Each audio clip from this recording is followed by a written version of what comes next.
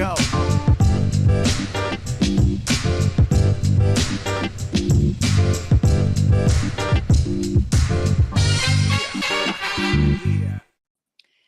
Debut. That's the Nothing Personal word of the day. It is Monday, May 13th, 2024, and we're here to talk about the debut of the next great pitcher in Major League Baseball. God, you draft them, you develop them, you take care of them, you hope that you're right, especially when it's a top pick in the draft. I never had the number 1 pick, but what's the difference? Number 3 pick, number 5 pick. Skenes debuted for Pittsburgh in the weirdest game I've seen maybe ever. It's a game that may have cost somebody a job. It may have cost me my life with anxiety and maybe having the big one. But I wanted to talk about not just the result of the Pirates beating the Cubs and totally screwing my pick of the day on Saturday, but the way in which Skenes made his debut, the way he looked on the mound. And I want to explain a couple of things.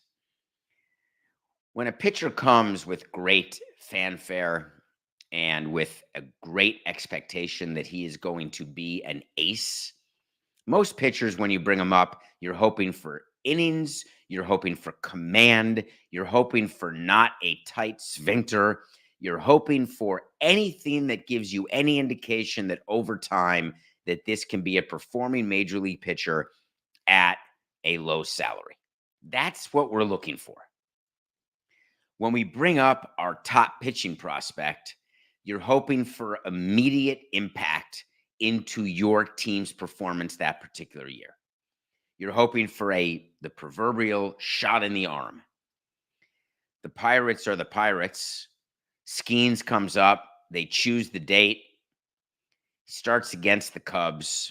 And this is a man who looks like a pitcher. Strong lower half.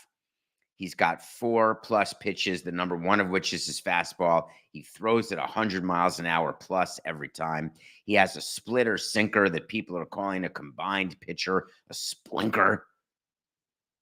And the thing about Skenes is that he takes the mound, strikes out the first batter he hits. Everyone is just assuming we're off to the races. He has a great outing that lasts 4 innings.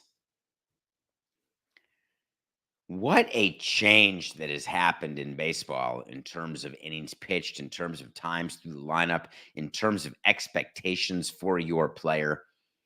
That me getting excited about the debut of any pitcher, Skenes or anyone else, I want our pitcher when he comes up to threaten a complete game shutout, to have an opportunity to bridge us to our late inning relievers. And this is not old school versus new school thinking. It's not analytics. This is about injury and the absolute fear that teams have that their flamethrowers are going to have Tommy John, that they're going to get hurt. The Pirates, to me, look like a team that's simply waiting for the moment that Skenes is going to get hurt.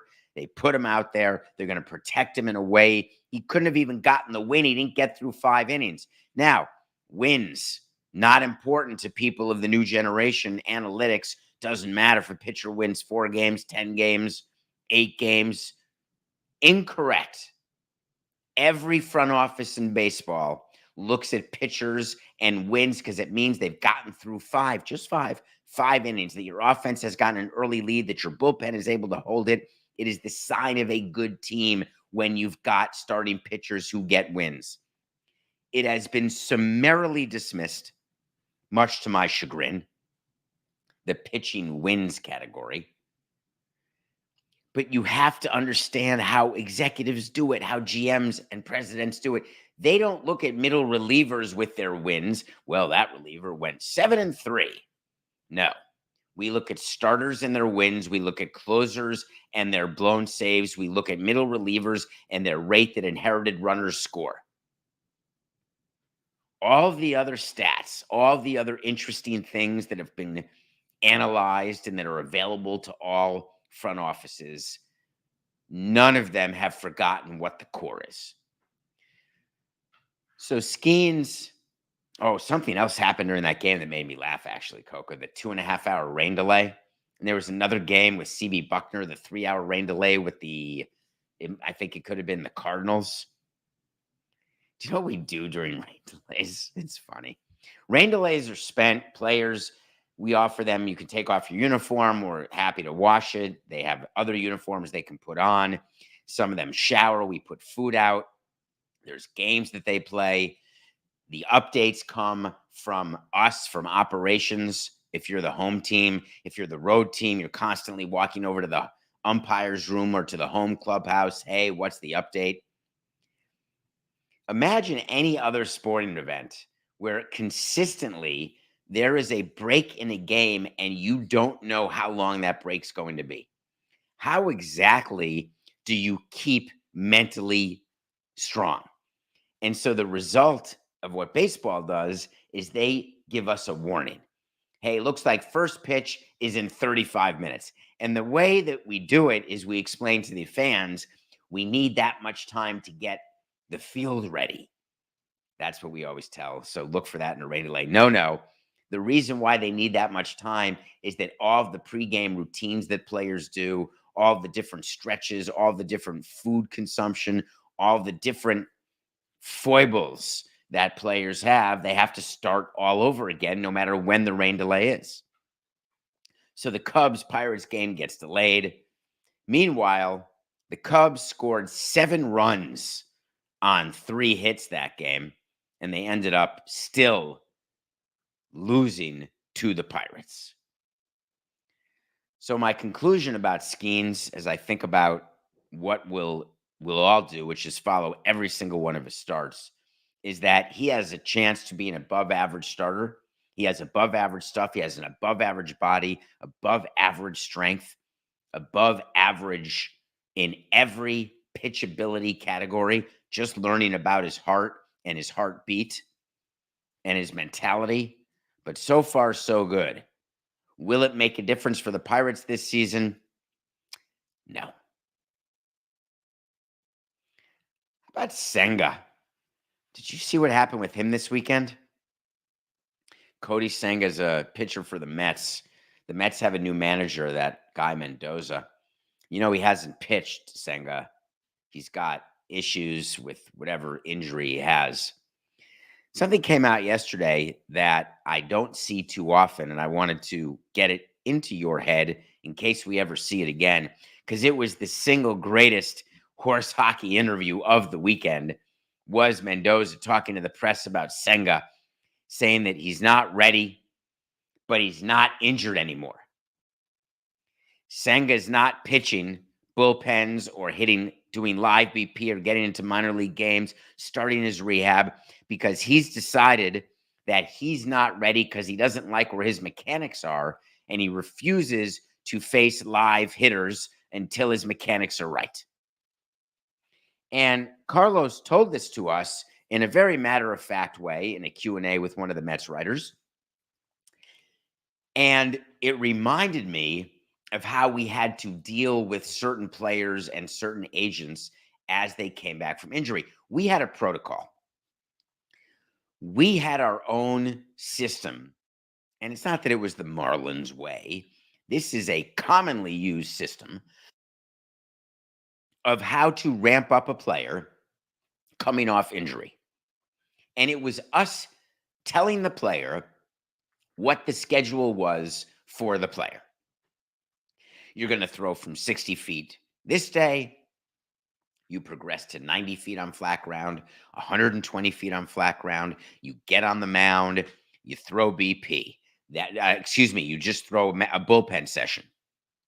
Then you do to a hitter standing there but not swinging. Then you throw to a hitter standing there swinging.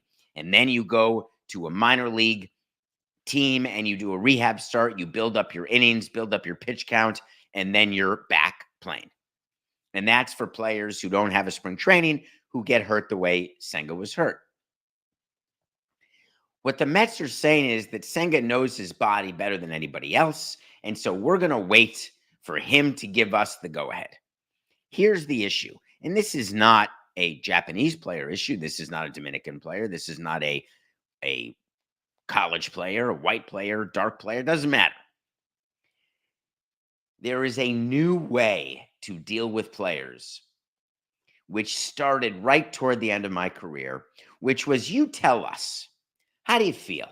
What are you thinking? You know your body better than we do. Why don't you go ahead and give us your schedule? Tell us what you want to do.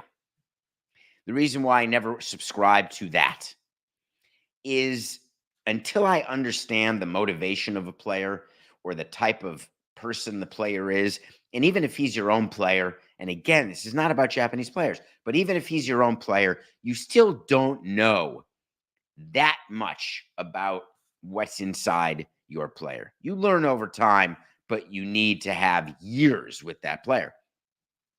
So this is not being accusatory of Senga. This is a general comment, which is there's some players who are able to play through anything. Put their name in the lineup, whatever bruises, scratches, hurt, injury, they want to play. There's some players who need to feel 100% in order to play. And those are players you don't want on your team because in baseball, you never feel 100%. And it used to be that we wouldn't ask a player. We would have them through their progression and we would give them a date when they're taking the mound, and that was it. It's one of the other reasons, Coca, that I can't stand long-term deals. It's not that I don't want the players to have power or to have control over their own bodies. Don't misunderstand what I'm saying. But by allowing it to be 10-90 toward the player versus 95-5, you get in a position like the Mets. And then you have your first-year manager out there saying, hey, we just, he's healthy enough, not injured, but he knows himself better than anybody. He's meticulous about his delivery and mechanics. Just made me smile. I want to stay in New York because I want to go back to all of the people in the media. There's a thing in the media that I have, Coca. And of course, we're in the media, and I get it. But these hot takes, I don't know why they get so many clicks, and I don't know why the ratings are so good for some of these shows, for some of these gas bag blowhard morons. The Nuggets are out. They lost the first two at home. Game over. Anthony Edwards is Jordan. Aaron Judge, should we switch him in the lineup? He stinks. Stanton, let's release him. He's terrible. It's almost like it's a violation of the very thing that I detest, which is disrespectful toward you, the audience. Like you're not smart enough to know how baseball works and that every single player slumps during the course of a season, and early season slumps get you on the cover of SI, Jeter. Early season slumps get you a ton of attention because they're magnified because you can't hide them within the largesse of a baseball season and the stats that accompany that season. Aaron Judge on pace for 7 home runs. Meanwhile, the Yankees are 8-3 in May. In the games Judge has played in May, he's got 4 home runs already. He's hitting .324. What is the reason that everybody has such little patience for their team or for a player? Is it just straight cluelessness that none of you realize how baseball works? Or is it that you're influenced by the media because you have such respect for these people who have a microphone, who are in your living room every single day, who tell you the way it is, except they're wrong all the frickin' time because they don't know squat about squat.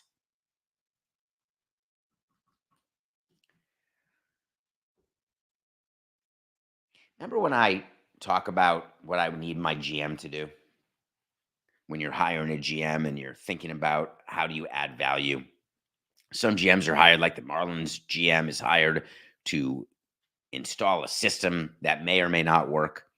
Short-term pain, long-term pleasure. There's the common words that everyone says. We want to have sustained competitiveness. I used to say that a lot. We don't want to be good one year. We want to be good every year. Nobody's good every year. And then I told you that I can't, when you're interviewing a manager or a GM and they talk to you about building the team, they talk about money, purse strings. Are you willing to go after free agents? And it always turned me off like a light switch. It's an old little Mormon trick. They do it all the time. What they say is, hey, we'd be better if we would sign Garrett Cole or Aaron Judge or any of the big free agents. And I say, I don't need to pay you $1. I can go bring someone out of the chat who has another full-time job and ask them to please give me a list of the free agents you want to sign for your team.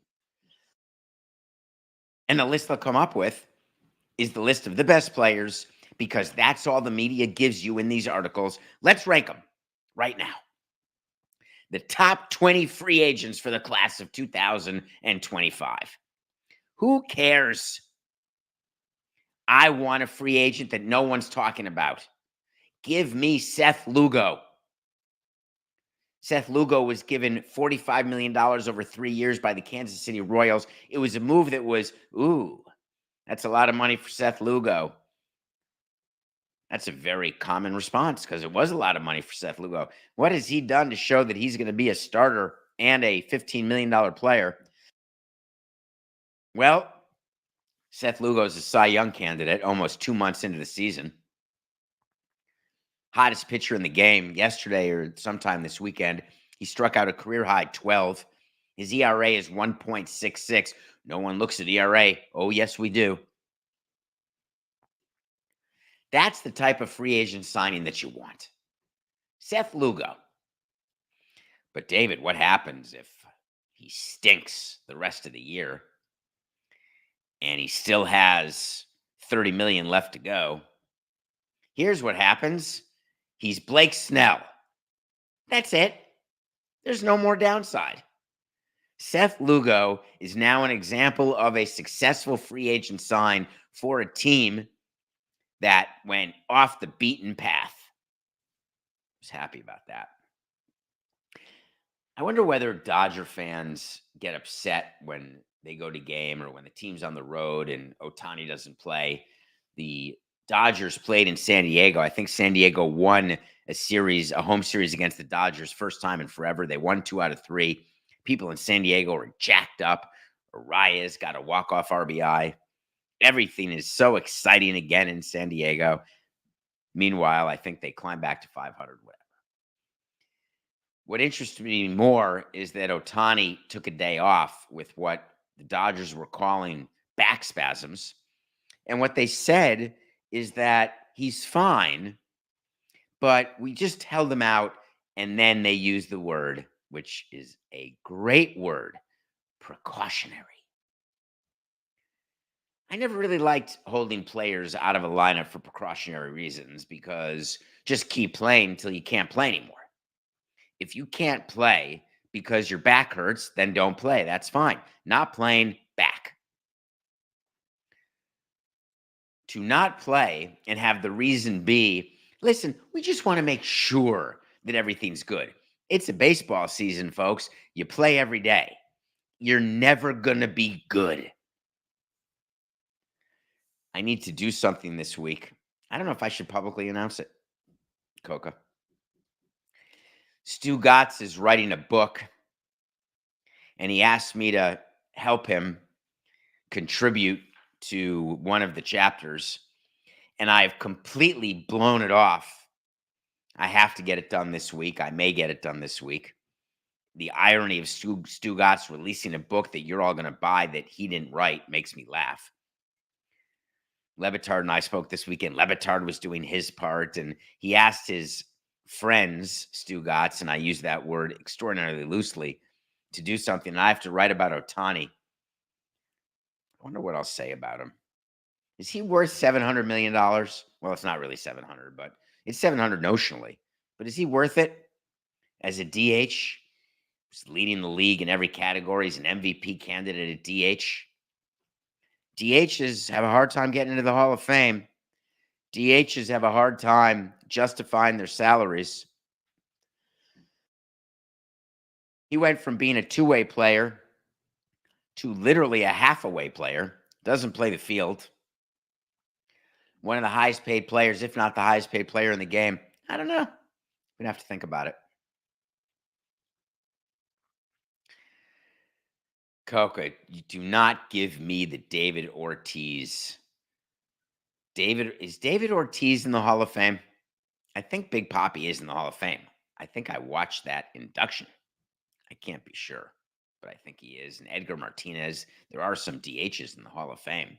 That wasn't my point, Coca. My point is if you're going to be paid a 10-year deal and you don't know whether or not he's ever going to pitch again or effectively, and then effectively he's a DH because he doesn't play the field because you're protecting him because of Tommy John surgery, which they won't call Tommy John surgery. I'm just throwing it out there. Can he be looked at as the best player in the game? Do you win a unanimous MVP at DH?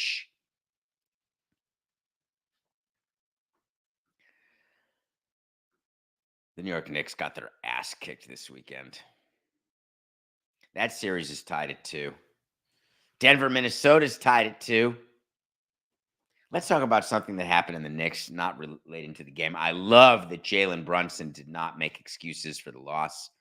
The Knicks just got walloped 121-89 yesterday. Everyone's excited for a 3:30 game. Now it's a 2 out of 3 series, and the Knicks have home court advantage. The Nuggets are in a 2 out of 3 series. The Nuggets have home court advantage. We will find out tonight whether the Celtics and Thunder will end up in a 3-game series. The Cavs need to win and the Thunder need to win. But something caught my attention yesterday. There was an article, I think it could have been Front Office Sports, did a fun article about how celebrities get their seats at Madison Square Garden. It depends on your level of celebrity. Are you A-list or B-list? And do you leave early? Do you cheer for the team? Are you committed to the team? Do you just want to be seen? That was fine. It was a fun article. You know, Ben Stiller's there with Chris Rock, and Spike Lee doesn't count, shouldn't be mentioned in the article because he's what's called a season ticket holder.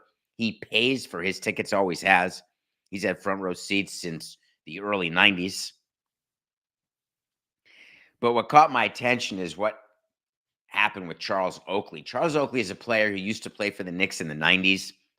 He was a player on Jordan's Bulls, got traded to the Knicks for Bill Cartwright. And I remember when we made that trade, the Knicks, and that was a we back then, the Knicks had Ewing and Cartwright, no need to have 2 centers because back in those days, you had a center, power forward, small forward, point guard, and shooting guard.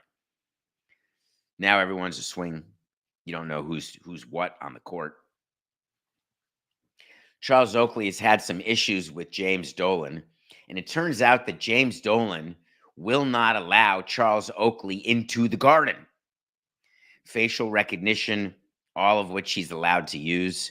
It's his building. He can do whatever he wants with it, and he doesn't want Oakley there. Because in 2017, for those of you who think that that is yesterday, 2017 was my last year in baseball. We're far enough removed from 2017 that I can't be blamed for how crappy the Marlins are anymore. 2017 is when there was an issue and Charles Oakley was basically kicked out of the Garden. There was some sort of assault and battery, and it has spurred lawsuits that continue into today. There are still lawsuits going on.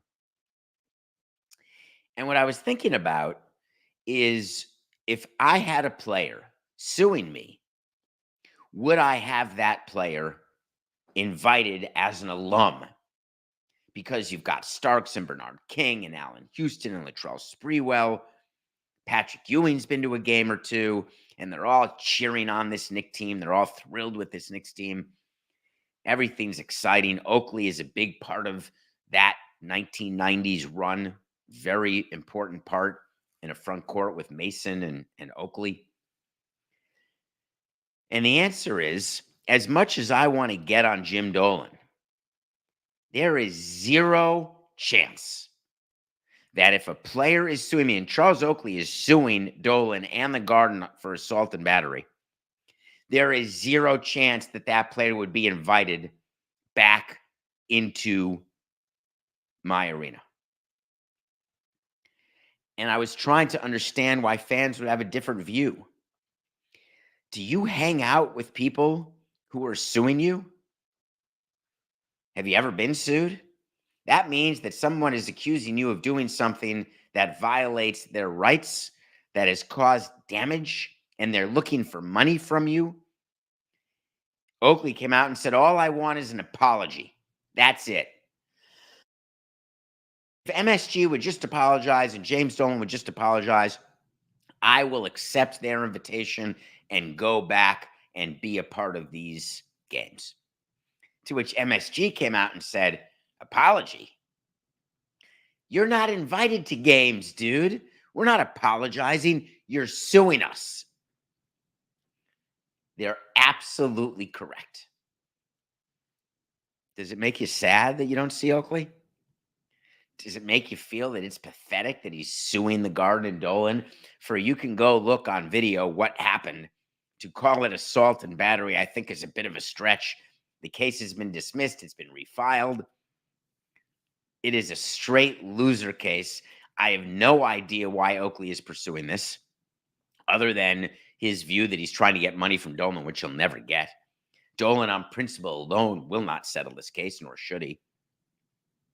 But what an interesting thing that Oakley comes out and says, I want an apology. And then MSG comes out and says, and they're forced to come out in the middle of a playoff run, and they're forced to come out and say, hey, don't know what he's talking about. He's not invited. Adam Silver simply cannot be happy that, A, the Knicks are back to 2-2. He needs the Knicks to beat the Pacers. The Knicks are injured. It's not ideal situation for the NBA. You don't want a Pacers-Celtics ECF. God forbid it's Pacers-Cavs. You need Celtics-Knicks Eastern Conference Finals. Adam Silver's very happy that TNT and NBC are arguing over the last package, the last broadcast package. Maybe do more on that in a sporting class this week. But we've covered the NBA and what they're doing, negotiating with broadcast partners, all of the money they're getting from Amazon and ESPN and Disney, etc. He can't be happy, though, with the narrative of what happened with the Denver Nuggets and Jamal Murray. In game 3 or game 2, maybe it was game 2 in Denver, Jamal Murray was having a bad game. The Nuggets were losing 2 in a row at home. Everybody was counting them out. Call back to the beginning of the show. Jamal Murray threw a hot pad or an ice pack, or he threw something onto the court of play while the game was happening. And then he was fined $100,000 for throwing that heating pad on the floor. No suspension at all. Then there were little tiny chirping. The chirp that happens when executives, like formerly myself, I love to be one of the anonymous chirpers through somebody. I put my name next to almost anything during my career, but there were some things when you're going after the commissioner's office, you can go after the commissioner's office for a umpire's mistake, for some sort of play that you think was wrong, for a protest. You don't go after the commissioner for fines or suspensions. You don't go after the commissioner for something that he's gotten consensus on with the other owners. You just have to be smart about how you do it. And when it came to certain things that opposing players were getting that I felt was unfair, that they were getting because the league had a preference for the Yankees to win or the Cubs to win or the Giants to win, and I felt that we were not getting calls, let's say during a playoff run, when I felt that Commissioner Selig and everybody else wanted the Cubs in the World Series. In theory, it could have been Cubs-Red Sox in 03, which would have been nirvana. Cubs-Yankees, just as good. There's an anonymous source in the NBA right now. They spoke to Heavy.com. And they're upset about the punishment that Jamal Murray got because their view is that that's a suspendable action. And the quote was, we all know what's going on here. It's a bad look. This was about protecting the TV audience for the next game or games. You're supposed to prioritize the safety and integrity of your referees. They should not be assaulted. They should not be made to feel intimidated or victimized while they're working their job. And you must protect the health and safety of your players. This is still a source in the NBA saying these things. Well, when you find Jamal Murray $100,000, you're prioritizing ratings. You are not prioritizing your game or your players or your referees. And all I could think was NSS, baby. Of course, that's what Adam Silver's doing. There are certain rules within basketball that cause suspensions, like leaving the bench during a fight when the Knicks and Heat lost a ton of players during one of their great playoff series of the 90s, and a bunch of people were suspended for Game 6 and different people for Game 7 because they couldn't even field the team. When there is only black and white for a commissioner, they don't spend a lot of time. There's no conspiracy theories.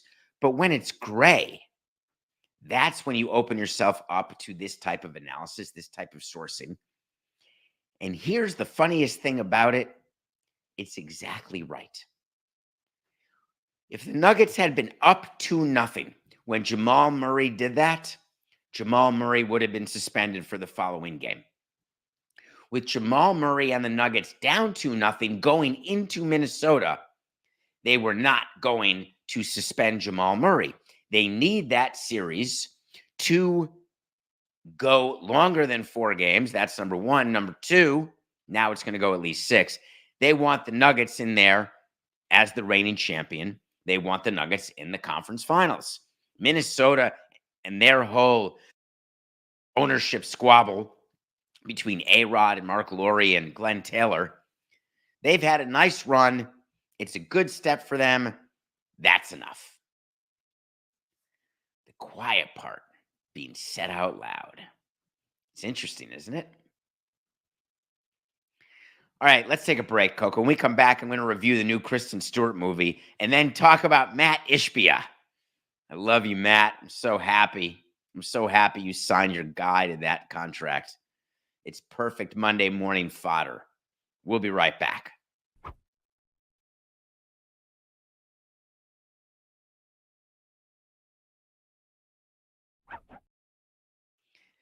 Welcome back to Nothing Personal. It's Monday, just another manic Monday. Wish it were Saturday, because that's my fun day. Hope you all did something positive this weekend. Anything. Name me one positive thing that you did this weekend. Watching sports? I guess we're going to call that a positive. I watched some good movies. I can't wait to review some of the movies this week. I'm starting with Love Lies Bleeding. Anyone else have an interest in Kristen Stewart, or is it just me? Is she passé? Twilight, no longer with Robert Pattinson, so not interesting to anybody? Sort of went off the deep end as a child star. Is there concern about that? Well, this woman can act. This is a movie about steroids and bodybuilding, and Kristen Stewart plays a employee in a gym where she meets a woman who is trying to be Miss Olympia or whatever the case may be. And it's a bit of an interesting story about falling in love and then what you do for someone you're in love with, who you know is a little cray-cray, who you know has done something that you need to protect her from, that you need to save her from. And the cover-up is always worse than the crime, but cover-ups make for great movies and great stories. There's some very significant sex scenes in this movie between Kristen Stewart and her co-star. And all I kept thinking about while watching this movie is not Twilight as much as Adventureland, but I was just thinking about her career and how she has transformed from a child star to now a full adult movie star. The problem with the movie is that the script is average. The cinematography, the way it's filmed, slightly above average. The wow factor of what you're seeing out of Kristen Stewart, that's well above average, because sometimes you associate her still with her being a kid. The overall storyline above average, showing that steroids make you crazy. The rage of steroids, the illicit activity undertaken by bodybuilders throughout that sport. You think about bodybuilding, you think about Arnold, you think about all of these people and their bodies, you think about the former mayor of Miami. Google it. Go Google Carlos Alvarez right now. It'll blow your mind. Not the fact that he got recalled, the fact that he turned into a bodybuilder, a steroid-taking bodybuilder. You don't often see former politicians doing that. And my overall reaction is that you can skip Love Lies Bleeding. If you're looking for a Kristen Stewart fix, go watch Adventureland again. She had a good movie with a dog, Coca. What is the movie? No, that may have been Kate Mara. Strike that. You can take that from the movie. What was she up for an Oscar for? Kristen Stewart was nominated for an Oscar in Spencer. Was she? I don't know why I don't recall that. The movie was terrible. Her performance wasn't bad at all. I don't even remember that, Coca. All right, let's move on to Mat Ishbia. Mat Ishbia, my main man. Mike Budenholzer got 5 years, $50 million to coach the Phoenix Suns after Mat Ishbia fired Frank Vogel. Still owes him 4 more years. After Ishbia fired Monty Williams went on to get a ton of money from the Pistons, who got totally screwed yesterday. We'll get to that in a second. Can we talk about Budenholzer? Do you care? Just for a couple minutes. Just a couple minutes. Won a title with the Bucks. Successful head coach. Got run out of town. He's been out of the coaching ranks, for a couple years. The Bucks completely moved on, and they have succeeded under Adrian Griffith and Doc Rivers. It's been smooth sailing in Milwaukee. No problem. Budenholzer's been biding his time, waiting for the right opportunity. Do you know what the right opportunity is? It's finding an owner who is so irrational. You think Budenholzer came in during the interview? Do you think he said the following to Ishbia? Hey, Matt, you got the makings of a great team here. They totally underperformed for you. I can't believe they got swept. You give me Durant and Beal, I'm telling you, and Booker, forget about it. We're the best team in the West. The other teams, their window's closing. Look at Denver. They're exhausted. They're old. Jokic looks like he can barely get up and down the court. Anthony Edwards, don't be ridiculous. He's 22 years old. He won't figure it out for 4 years. The Thunder? Come on. SGA is fine, but the other guys, don't even think about the Spurs. I'm telling you, the Suns are in their window. And I'm your guy. Ishbia got so snowed over by Budenholzer's absolute sales job that he said, I'm one of the best coaches in the game. I'm going to need a 5-year guarantee. Do you think anyone is around Ishbia trying to explain to Ishbia that given the way he operates all of his companies, from mortgage to basketball, that any 5-year deal is a mistake? Do you think there is a chance in this world that Budenholzer is the coach of the Suns for 5 years? You think somehow Ishbia is going to find God? All of a sudden, he's going to play nicely with people in the mortgage business. All of a sudden, he's going to be Mr. Clean. And he's going to realize that continuity is the name of the game. These owners do not change that way. They are who they are. Believe me, I know this. I am who I am too. You are who you are. Oh, but David, we can change. Okay, good luck with that. Budenholzer, $10 million. The biggest decision is what they're going to do. Do you trade Durant? Do you keep Durant? Do you get anyone to take Beal? Anyone in the world to take Beal? Is Booker good enough to build around? Yes. Does he have the people around him to be competitive in a conference that's getting better while the Suns are getting worse? They're not closer to the top of the conference. They're further away. And next year, it ain't getting better because Durant's not getting younger. Can they find a sucker to trade for Durant? If you're going to take Durant, take Beal. Take them both. Start again. Pay your coach $10 million to oversee a rebuild because that's exactly what Ishbia needs, and he ain't going to do it. Because Ishbia's view is that this is a championship team in a contending window, reckless indifference toward the truth, toward the reality, which is the Suns are at best a first-round losing playoff team. At best. One of my favorite days in sports is when the Knicks won the lottery. I loved it. When they were getting Patrick Ewing and the envelope got stuck to the bottom of the wheel, and it was so ridiculous how it was done. Even back then, the NBA needed the Knicks to be relevant. They had not been relevant. They get Ewing, they become relevant. He doesn't win a title. They can't guarantee that. But having Ewing on the Knicks, it was either the 84 or the 85 lottery. Everyone had their envelope put in. You roll the envelope, and there you go. Now it's changed. It's all based on percentages. It's all in an effort because it's not cool to tank. We don't want to reward any tankers. We don't want to guarantee to give a first pick in the draft to a team with the worst record. And we don't want everyone to have the same chance, so we're going to do weighted averages and extra balls. There is nothing funnier than counting your ping pong balls and then figuring out what likelihood you have to win the lottery. The NBA lottery used to be a much bigger deal than it is now. I used to watch it religiously. The Detroit Pistons were in line. Do you remember how crappy the Pistons were this year? The Pistons were in line. That was Monty Williams' team. The Pistons were in line to get the first pick again, and the Pistons lost the lottery again.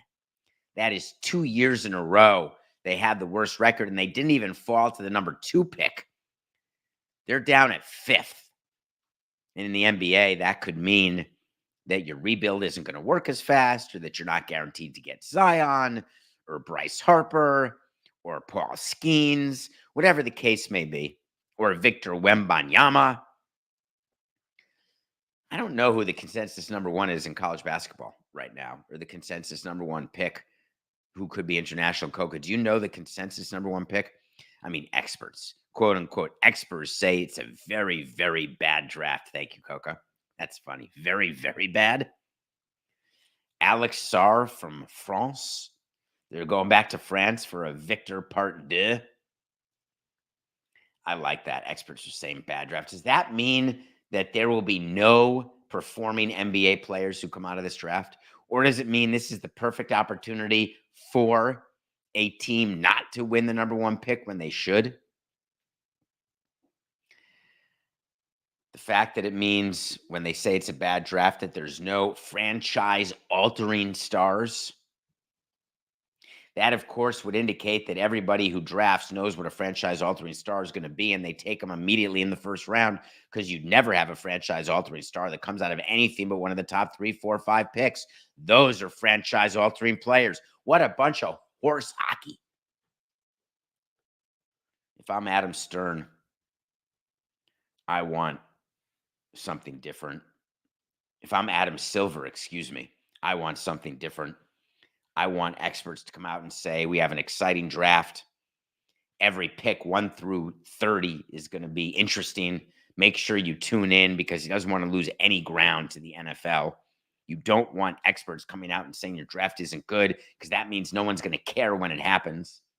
So I'd like to see Adam Silver out there doing a little promoting for the excitement of the draft. They changed the rules in the NBA, much like they did in baseball. I don't know if you know that, but if you have the worst record in baseball, you're not guaranteed the first pick. Not that anyone cares. Football is still the same. You have the worst record, you get the first pick. I like the idea of not being able to get the first pick multiple years in a row. I like the idea because I don't want there to be another Houston where you keep tanking, getting first picks, and then all of a sudden you're great and have a dynasty. The NBA, this is the 6th straight year that a team with the worst record will not select first overall. They're going to take a victory lap and show the union and show you when they're negotiating their CBA. They're going to take a victory lap and say, look, we've gotten rid of tanking. There is not a GM in basketball who looks at the way the NBA lottery is structured and says, I'm not going to rebuild my team. Do you know what stops you from doing that? A salary floor. If baseball is serious about getting rid of tanking,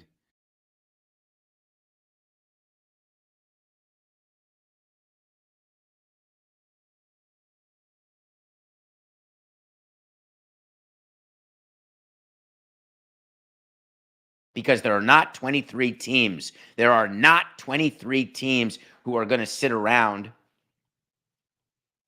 and agree to a salary cap or a salary floor, because the ones at the high end don't want to be stopped. The ones at the low end don't want to have to increase, and they want to make tanking available. It's a real way to try to keep your window open for as long as possible. It sounds crazy, but that's what tanking is.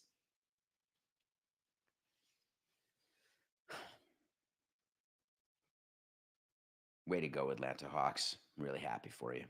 Remember when Jamie Gertz was the one at the lottery? Jamie Gertz, the actress from Less Than Zero with Robert Downey Jr., and she would sit there at the lottery, the actress, because she's married to one of the owners of the Hawks. I don't know whether she still is married. I don't know whether he's still one of the owners of the Hawks. But Jamie Gertz would always sit up there because you'd send someone to the lottery. It used to be the head of basketball operations. Does anyone remember Dave DeBuscher pounding the table when he was getting Ewing? Those were fun days. Nothing personal pick of the day. We are 10 games under, 61-71. We had the Nuggets plus 4.5 versus the Wolves in game 3. That was an easy one. I wish I'd had the pick for Nuggets over the Wolves in game 4. We had the Red Sox over Corbin and the Nationals. We had a late 205. I hope you all forgot about that. Apologize, Dice. I think the Nationals have now won 3 Corbin starts in a row. I am not giving up. Only losers lose and then change their tack. It's like at the craps table. Oh my God, there's so many sevens. Let's play don't pass. Oh my God, there's so many points. Let's play the pass line. Oh my God, I can't get a point. You got to have a strategy and stick to it. We are sticking to going against Corbin, but we lost. Then, of course, on Saturday, we had the Skenes game.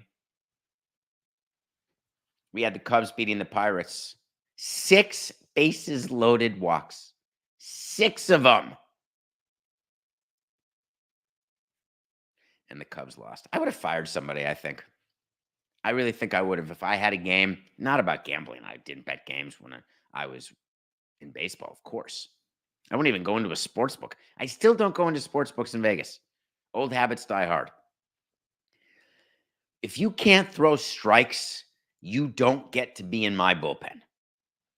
Walks are the worst possible thing. I'd rather give up a hit any day of the week than a walk. Any day. Put the ball in play. All right, my pick for tonight. You think that the Dallas Mavericks are going to take a commanding 3-1 lead by winning at home? No. We're taking the Thunder plus 1.5 versus the Mavs, and I want to explain why. I love Luka. I want him to win a title before these Hawks win a title because I have a wait to see on it. Not the biggest Irving fan, but there's something about Luka that when I was watching this last game when they took a 2-1 lead, he's hurt, and God, is he a complainer. I don't want to reward that. I'm happy he's playing through pain, but it's reminding me of LeBron in terms of the bitching and moaning about referees and calls. It's hard for me to watch. And then when I look at the Thunder, we've got a pick for the Thunder to win the title. But if you look at that team, they're better than the Mavericks. They're not going to go down 3-1, and they're getting points plus 1.5 against the Mavs. We're taking it. That's our pick for Monday. We're going to give a little break to baseball since the basketball has been going way better than the baseball. 61-71. That is the nothing personal pick of the day. All right, we're out of time. Already? We're just getting going. It's just business. We'll be back tomorrow. This is nothing personal.